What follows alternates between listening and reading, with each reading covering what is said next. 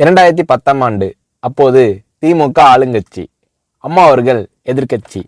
ஒரு பெரிய மிரட்டல் விடுத்து அம்மா அவர்களுக்கு எதிராக மதுரை மாவட்டத்தில் பல இடங்களில் போஸ்டர் ஒட்டியிருந்தார்கள்.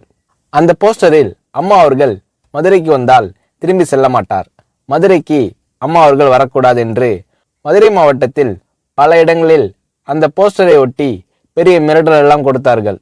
அதேபோல் ஜெயா டிவிக்கும் மிரட்டல் தொலைபேசிகள், மிரட்டல் கடிதங்கள் வந்து கொண்டிருந்தது.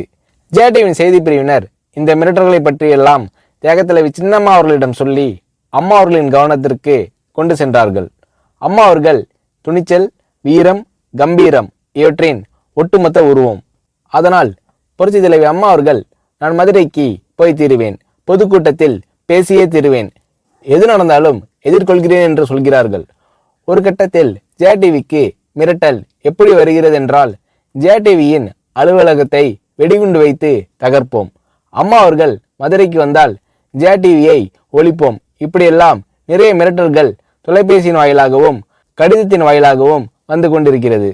இந்த மிரட்டல்களை எல்லாம் கடந்து அம்மா அவர்கள் மதுரைக்கு சென்று பிரம்மாண்டமான பொதுக்கூட்டத்தில் லட்சக்கணக்கான மக்கள் மத்தியில் எழுச்சி உரையாற்றும் போது, ஒரு எதிர்க்கட்சியின் தலைவி என்ற முறையில் என்னை நீங்கள் மிரட்டுங்கள், ஒரு எதிர்க்கட்சியினை நான் நடத்துகிறேன் என்பதற்காக கழகத்தை மிரட்டுங்கள், ஜெயா டிவியை எதற்காக மிரட்டுகிறீர்கள், ஜெயா டிவியின் அலுவலகத்தை நீங்கள் தகர்ப்பீர்களா, ஜெயா டிவியை நீங்கள் ஒழித்து கட்டிவிடுவீர்களா, பார்க்கலாமா, ஜெயா டிவியை ஒழித்து கட்டிவிட்டால் என்னுடைய அரசியல் குரலை ஒழித்து விடலாம் என்று கனவு காண்கிறீர்களா?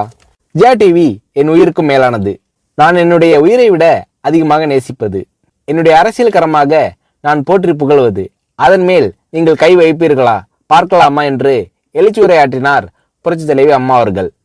இப்படியெல்லாம் அம்மா அவர்களின் அன்புக்கும் மரியாதைக்கும் பாத்திரமாக ஜெயா டிவி இருந்தது.